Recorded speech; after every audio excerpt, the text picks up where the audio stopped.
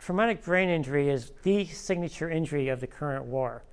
We're seeing this more and more because of the type of battlefield environment there is, and also because more people are surviving who have been injured than any war previously. Unfortunately, it's not been often recognized. These things are hard to detect, hard to realize that they're there, at least initially. There are two types, open and closed. I'm going to talk about both of those. Next slide, please. This is an open head injury. This is where the skull is actually penetrated by something, a piece of shrapnel, a knife, doesn't matter. These are real obvious. We know these. You can see them, right? And usually, if you have this type of thing, the person's not going to survive. So we're not going to talk about those any further. We're done with those. Let's go to a closed head injury. These are the ones that cause us problems. What happens here is that the brain is injured, but the skull remains intact, so you don't necessarily see the damage. In fact, a lot of times you don't even know the damage has been done. In this particular case, what has happened is a blood vessel has ruptured inside the brain. Underneath, there's a lining around the brain that protects it, and this is inside the lining. There's no place for the blood to go, so as it keeps coming out of the artery or the vein, it's pressing against the brain and pushing it in, killing brain cells and neurons. If this man doesn't have that drained off pretty soon, he's not going to survive either. These are the kind that we don't see. Go on to the next one, please. This is a representation of the number of hits that a football player at North Carolina State, I think, received during one season, head injuries. And these were, I think, 4 Gs and above, if I remember right. So they're fairly substantial hits. And I think he sustained, let's see if I've got it written down here. I don't. Something like, 537, and the average is actually 950 in one season.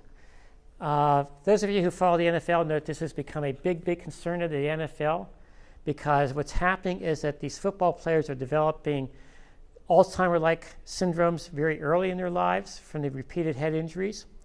The helmets are not doing an adequate job protecting the brain. They've changed some of the rules to make some of the head impacts less likely, but it's also becoming a big concern now with high schoolers. We actually was a situation where an 18-year-old high school kid died as a result of head injury. When they did an autopsy, they found a great deal of damage to his brain. So we've got a real problem here.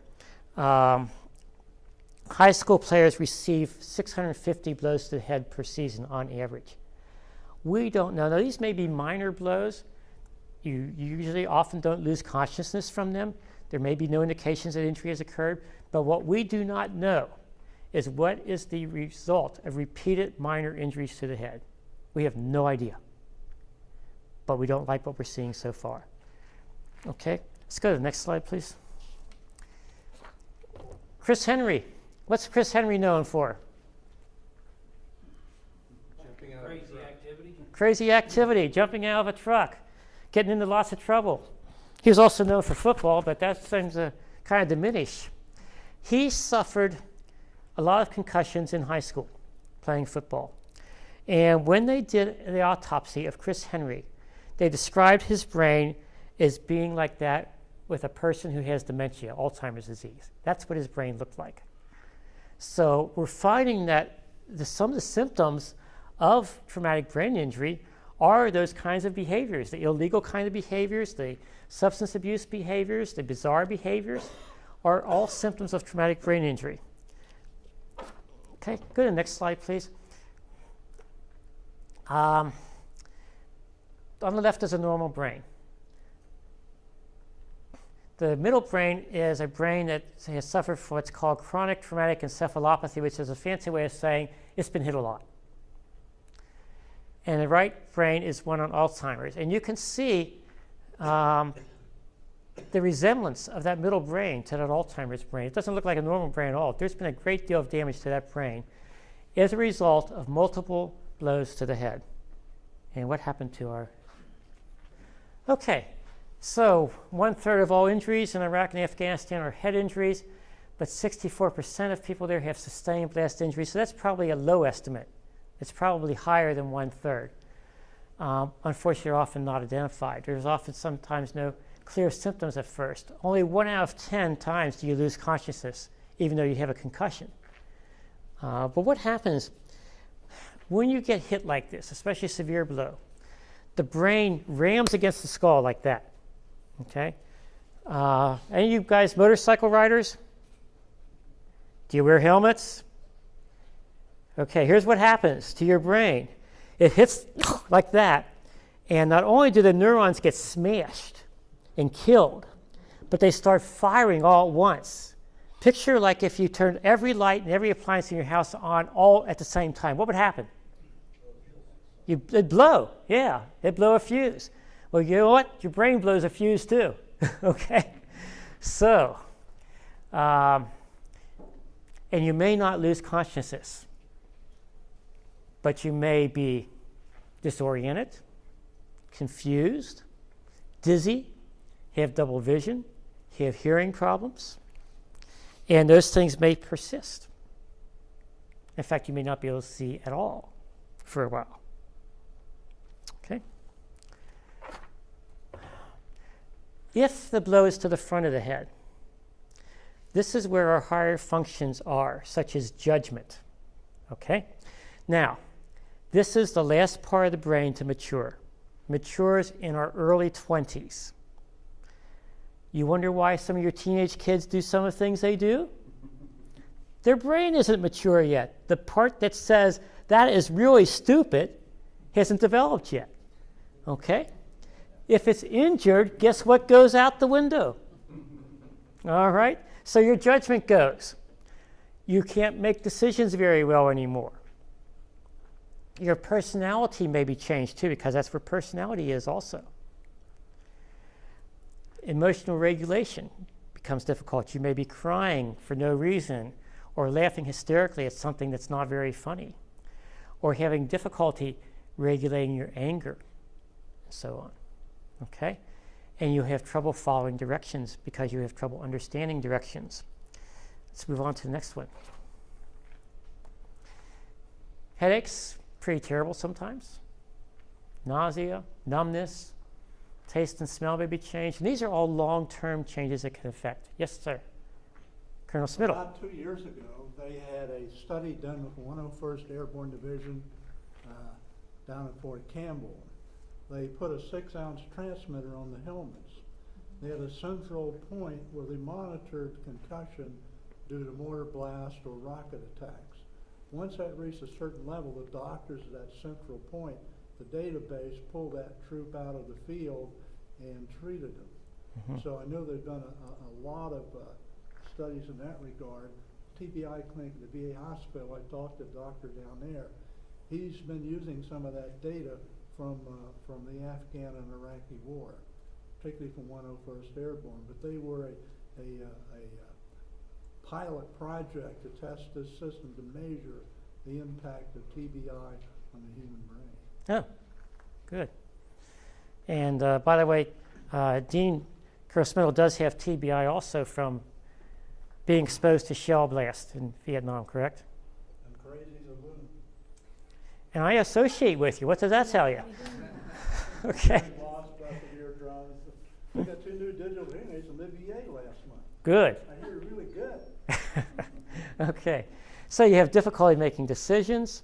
Your thinking is slowed down. You may be tired a lot, easily irritated, low frustration tolerance, anxiety, depression. These are all not good things. I want to tell you what Marine Captain Scott Sipple said. He had been awarded 3 Purple Hearts and 1 Bronze Star. And he was arrested in what seems a clear DUI manslaughter case. His lawyer is arguing that trauma from the Middle East combat experiences, which were for him something else, he nearly died from blood loss. He suffered severe head trauma, and he once had to dig a mass grave for Iraqi civilians. But he said that resulted in brain damage and PTSD and caused him to black out in a dissociative episode the night of the crash. He is pleading not guilty by reason of insanity. The accident victim's wife agrees that the military deserves some blame for not treating his disorders. And Marine Corps investigators who were involved in this said, quote, "It is folly to expect a wounded mind to diagnose itself, yet our Marines depend on self-diagnosis and self-reporting." And this was as of 2011. So if they're getting better, it's been recent. I hope they are. But too many times we do just rely on somebody to recognize it themselves, which is they can't do. They can't do. Had that accident not occurred, this man was scheduled to go back for a 5th tour of duty and get a promotion. Another risk with TBI is that many people years later start developing epileptic symptoms. They start having seizures and such. So that's a longer term risk. Especially high for certain war injuries. Vietnam veterans studies suggest that this occurs about 50% of the time in certain cases. Whereas with the general population that have brain injuries, epilepsy develops about 25% of the time. So it's almost double if you've been exposed to certain types of combat. And it's not the type of seizures you see with the usual type of epilepsy. They're a little different. They can be mistaken for even such things as a PTSD episode. There are things like confusion, loss of time. It's not the shaky type of thing that you typically picture with an epileptic seizure. They're not the full body. They're not the tonic-clonic type of seizure. Seizure. Right. But they can almost go unnoticed. Yes, they can go unnoticed. Right. Right.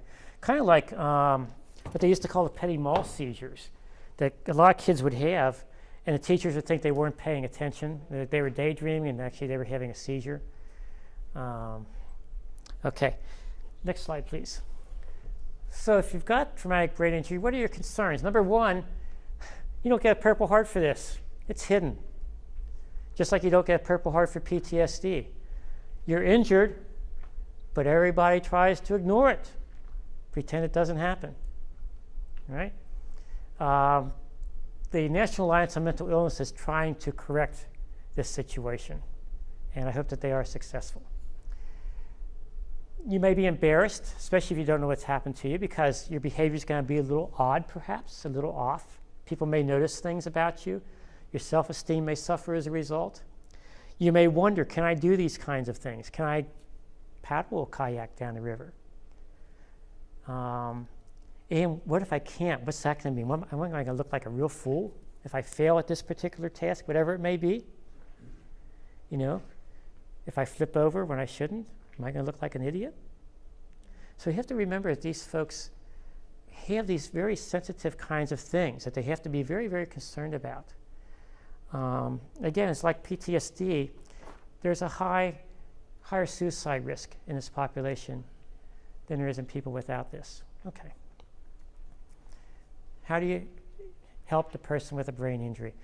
And it takes a lot of patience. And this is true not just of brain injuries from traumas, but also a degenerative type of brain injury. If you have somebody in your family who suffers from dementia, like an Alzheimer's type of thing, and they say the same thing and they tell you the same story over and over and over, and you sometimes just want to scream. I've heard that. You've told me that 5 times. You just have to be patient because they may not remember that they've told you that 5 times. To them, it's a new event.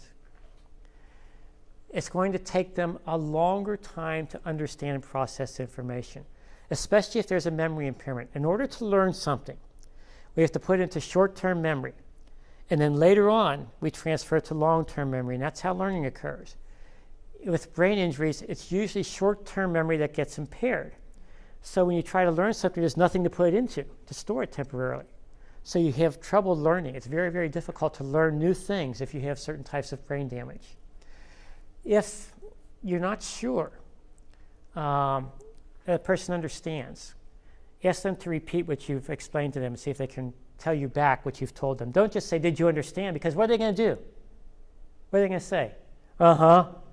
Because to say no, well, I don't want to look dumb. Okay?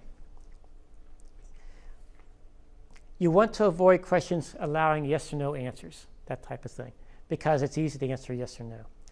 Again, you're always going to want to show respect to these folks, help them maintain their own dignity. Remember what they've been through. They've been through hell, at least. And remember that they're not stupid. It may take them longer to process information, yes.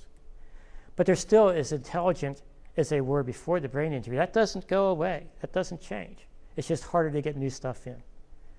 Okay? And that's the last slide. We made it.